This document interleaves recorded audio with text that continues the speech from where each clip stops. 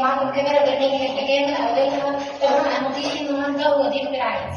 فهو الدكتور المكافح، يعني عايزه اقول لكم هو بدا، يعني لسه كنا دلوقتي هو بيحكي عن حكايته، بدا الحكايه من الصفر وده تشجيع للشباب ولكل الناس اللي بتتفرج وتتابعنا يعني. وهو الدكتور صبري رضوان، هنقرب منه وهو يعرفنا ويعرف حضراتكم بنفسه اكتر. اهلا بحضرتك دكتور صبري. اهلا وسهلا استاذه نور الاشرف العالميه، ربنا يبارك لك فيكي ويبارك في اعضاء البرنامج الاخرين. شرفتني. الله يخليك.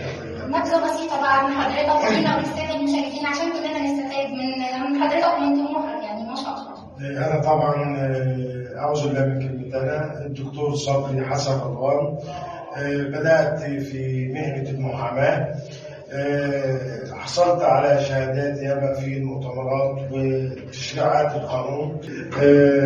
حصلت على الماجستير من جامعة اسكندرية. بعد ما حصلت على الماجستير من كلية حقوق اسكندرية، حصلت على الماجستير والدكتوراه في الصحة النفسية والإرشاد الأسري. بدأت تعليمي من الصغر ثم انقطع بسبب طبعا مرض والدي، ثم عدت تعليمي وتأهيلي من جديد. تعبت لغاية ما وصلت للمكانة العلمية اللي هي درجة الدكتوراه. مركز المحاماة عندي مركز مليان بالدكاترة المتخصصين والمحامين المتخصصين في مجال القانون. طورت نفسي لغاية برضه عملت حاجة ما تسمى بالإرشاد الأسري عشان خاطر حل طبعا مشاكل الناس. انا اسفه ان انا بقطع حضرتك، بس ايه اللي جاب الفكره لحضرتك ان انت تطرحها هنا في المكتب بخلاف ان هو مكتب مهندس؟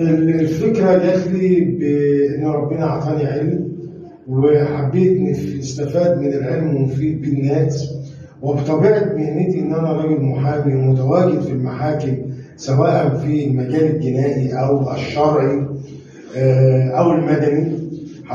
لقيت المشاكل الأسرية، مشاكل أسرية مختصة بالمحاكم.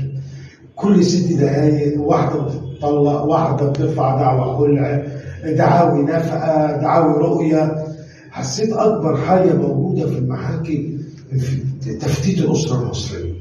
فقلت لابد ان ربنا سبحانه وتعالى سعيد ان انا حصلت على الماجستير والدكتوراه في الارشاد الاسري، ووصلت بي الفكره ان انا واعضاء المركز الوطني للمحاماه والارشاد الاسري بنسعى لتسويه حل المنازعات الاسريه وبدون مقابل، لدرجه عملنا في مركز رمضان والارشاد الاسري لجنه تسويه المنازعات، ودخلنا بقى كثير من المشايخ الازهر. في مشكله حليتها لقينا كده مشاكل؟ لا، ده كل يوم والتاني مشاكل والله. لغايه امبارح الجمعه يعني عروسه من الجمعه وراح تحل مشكله من الجمعه.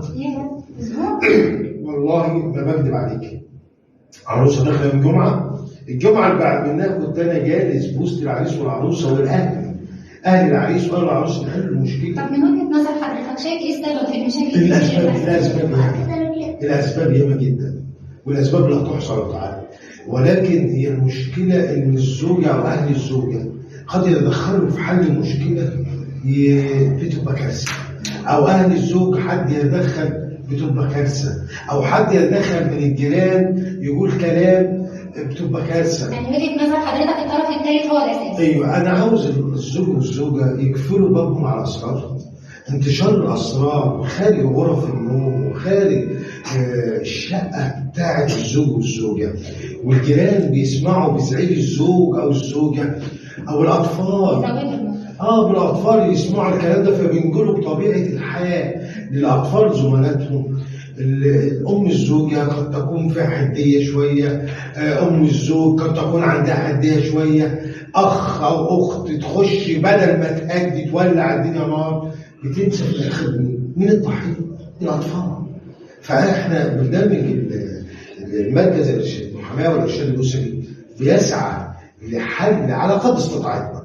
احنا بنعمل له كل حاجه وبدون مقابل، ولا عاوزين حاجه من حد، ولا يلزمنا حد يتبرع لنا بحاجه، ولا عاوزين اي حاجه من حد. احنا عاملين كل حاجه، وربنا كرمنا بشويه اعضاء بسم الله ما شاء الله، سواء كان من الازهر او من الاوقاف او من اللجان المختصه في مركز الدول للمحاماه، او من بعض اعضاء رجال الحكماء كبار السن، او اللجنه التعليميه او اللجنه التثقيفيه، او عندنا لجنه الارشاد الاسري. كل ده في خدمه نساعد الدوله. خلي بالك من نقطه مهمه جدا. الدوله مش هتعمل كل حاجه طبعا، والدوله مش هتستطيع تحل كل حاجه. والنهارده المشاكل مش عاوزين قانون يحكمنا. اي نعم القانون هو كل شيء، ولكن الزوج والزوجه في مجال الارشاد الاسري انا عاوزهم يهتموا باولادهم. بالنسبه للزوجه تعرف قيمه جوزها، تعرف ان هي خلقت اصلا من ضلع ادم. يبقى الزوج النهارده لما يجي مثلا في غرفه النوم، او قاعد في الليفنج، او قاعد في الصاله، او قاعد حتى في المطبخ وخد زوجته بايده في جنبه كده وطبطب عليها، دي بالدنيا بحاجه. طبعا نستوصي بالنساء خيرا. ده الرسول اللي وصانا على الكلام ده. والزوجه تعرف قيمه زوجها. الزوج ده هو اللي اتكشفت عليه، هي اللي بتحكي له، هو اللي ممكن يبقى الاب والاخ والابن. لازم تبقى حنينين على جوزها، والاثنين في نفس الوقت يفترض ان هم يبقوا حنينين على اولادهم. لو في بيانات، الزوجه لو بتكلمه باسلوب حلو، ويا حبيبي ويا روحي، وتطلب الطلب منه تقول له لو سمحت، وهي عارفه قدره زوجها. المشاكل بتيجي من ايه؟ بتبقى الزوجه عارفه دخل الزوج، وعارفه وضعه ايه، وعارفه شغله ايه، وبتقول له هات وهات وهات. طب وجهة نظر حضرتك، بما انك بيمر عليك كتير مشاكل اسريه ما بين الزوج والزوجه، وحضرتك ذكرت ان انت بتحل المشاكل دي، يعني العائد الاكبر بيكون على الزوجه ولا على الزوج في قرار البيت؟ لا احنا خلينا صحيحين. المشاكل يعني طبعا، والمشاكل لا تحصى ولا تعد، وقد تكون ظروف الحياه تكون سبب في المشاكل، ولكن القوامه بتبقى للرجل. يعني القوامه ربنا سبحانه وتعالى جعلها للرجل، وجعل الطلاق بيد الرجل، والست جعلها السكنه لزوجها في داخل البيت. هي الاخت، وهي قد تكون الام، وهي قد تكون الزوجه مش زوجه بس. احنا المشكله ان الراجل ممكن يتعامل مع زوجته هي زوجه بس، او الزوجه تتعامل مع الزوج كانه زوج بس. والله يا فندم ده مش المقصود. الزوجه هي السكن. انا بدون توصيف زوج حضرتك. الزوجه هي السكن للزوج. الزوج ده لما اقول لك حاجه والله ما بكذبك، حبي لزوجتي ليس حب عادي. انا بعشق زوجتي، لان زوجتي دي بعتبرها صاحبه فضل. وقفت معايا، وقفت معايا جدا، استحملت اكتر ما حد يتصور، واستحملت التعليم، واستحملت العيشه، وازاي كانت تساعدني، ازاي ما حدش اسرارنا ما تطلعش من اوضه النوم. اسره. انا بكلمك بكل صراحه وفي وسط مشاغلي، ولكن حنيه الراجل لازم تبقى موجوده على اولاده وعلى زوجته، والزوجه تبقى حنينه تحسسه. لان الزوجه عامل لك حاجه مهمه جدا. ربنا سبحانه وتعالى الزوج ده هو اللي بيشتغل، وهو اللي بيتعب، وهو اللي بينزل بيعاني في حياته، وهو اللي بيجيب الفلوس عشان يعلم ويوجه ان شاء الله. لما يجي البيت عاوز يرتاح، عاوز حد يطبطب عليه، حد يقول له متشكر، حتى عاوز يلاقي حمام نظيف، عاوز يلاقي هدمه نظيفه، لبسه نظيفه، هدومه مكويه، لقمه معموله له كويسه. مش عاوز هم، لان هم الحياه بره هو شيء. فجاي بيته لو ما ارتاحش في بيته يبقى هتبقى كارثه. ايضا الزوج هنا لازم يراعي الست، لان الست دي امنا واختنا وبنتنا، والست اي بيت ما فيهوش ست يبقى بيت خام. انا بقول لكم بصراحه، جمال البيت في جمال الانثى. الانثى مش لازم تبقى حلوه، ممكن هي تبقى خامل، بس عندها روح مش موجوده عند ملك الجمال. النهارده لو دخل البيت ونادى عليها ودلعها وطبطب عليها ودخل الحمام اتشطف وبص لها وهي حطت له الاكل، الله تسلم ايدك، حتى لو الاكل فيه حتى ملح عادي او ملح زياده تسلم ايدك. احنا نسينا حاجه مهمه. انت بتقولي ايه اللي ادى الى المشاكل؟ عارفه بكل صراحه، الرومانسيه. انا بكلمك بكل صراحه.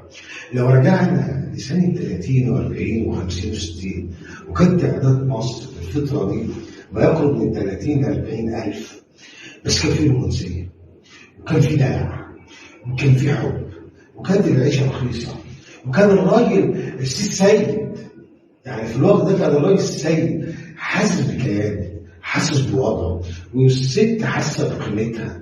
الدلع، الدلع والرومانسيه مطلوب من الزوجه ومن الزوج. مش النهارده الراجل يدلع الست او يدلع زوجته وزوجته تعمل نفسها مش واخده بالها وتبقى قاعده. طب نقول لك كارثه برضه من ضمن الكوارث غير الرومانسيه، الموبايلات والنت، السوشيال ميديا والفيس والواتس، كل الحاجات دي كانت اساس في هدم الاسره المصريه. النهارده لو دخلت بيت في زوج وزوجه وفي 3 4 اولاد، هتلاحظي كارثه ان كل واحد منهم معاه تليفون، وان كل واحد مشغول، مفيش ألفة. مفيش ألفة. طيب لو دخلنا سيبنا الشباب او البنات داخل الاسره والاولاد، لو بصينا نلاقي الزوج والزوجه على السرير، الاسره هي ماسكه الموبايل شغاله على الواتس او داخله على الفيس، وهو نفس القصه. الكلام ده ما كانش موجود، الكلام ده ما كانش موجود زمان. يعني رأي حضرتك ان هو الفون والتطورات اللي حاصله سبب مشاكل البيوت؟ والله السبب يرجع للطبليه بتاعت زمان. الطبليه اللي كانت بتاعتنا، الطبليه دي كان لها طبليه والدتي انا محتفظ بيها وضبطها ودهنتها ووديتها بيتي لاولادي. بعد يعني والدتي ميته زياده عن 20 سنه، محتفظ بالطبليه، محتفظ بريحه والدتي، بتعليمها كده، بالمبادئ البسيطه بتاعت الام البسيطه كنا بنتعلمها. انا بكلمك فالطبليه دي ربتنا، مش السفره اللي ربتنا، الطبليه اللي ربتنا. الطبليه دي كانت بتجمعنا كلنا ناكل مع بعض ونشوفوا بعض ونتعشوا مع بعض، والغدا في ميعاد معين وعشاء في ميعاد معين ودخول البيت في ميعاد معين. النهارده بسبب الموبايلات وبسبب التحول الرهيب اللي احنا بنستخدمه غلط. احنا المفروض الموبايل ده ما نستخدموش شغلنا لبنت على دروس، في محاضره اونلاين، في تعرف احدث حاجه على مستوى العالم وكل واحد يطور نفسه. فالموبايل دي حاجه تكنولوجيا حديثه، بس احنا كمصريين بنستخدموا هذا التطور العلمي غلط. بدل ما نمسك الموبايل لنعرف ايه اللي انا عاوزه منه لاي موضوع يخصني كمهندس او محامي او لا، شغالين على الفيس، وبعض الناس تبعت طلبات صداقه، وبعض الناس تخش على بعض الاصدقاء وتقول الفاظ، وبعض الناس تخش على بعض طبعا المواقع الغير الادميه ويهدوا اسر عشان يتفرج. هو ايه الدين في النهايه طبعا؟ اللي انا عاوزه في النهايه كلمه من حضرتك للساده المشاهدين. انا بشكر طبعا جميع اعضاء مركز رضوان للمحاماه والارشاد الاسري. بشكر كل واحد ساعدني ان انا اوصل للدرجه العلميه الدكتوراه. بشكر الصغير قبل الكبير، سواء كان ناس ازهريين او غير ازهريين. مهمتنا لوجه الله وبدون مقابل. وبقول لاي زوج واي اسره، لو في مشكله عندكم حاولوا تتواصلوا معنا، واحنا خدامينكم وبدون اي مقابل وتحت امركم. اي راي سواء كان قانوني او شرعي، احنا المركز بتاعنا في خدمه الجميع.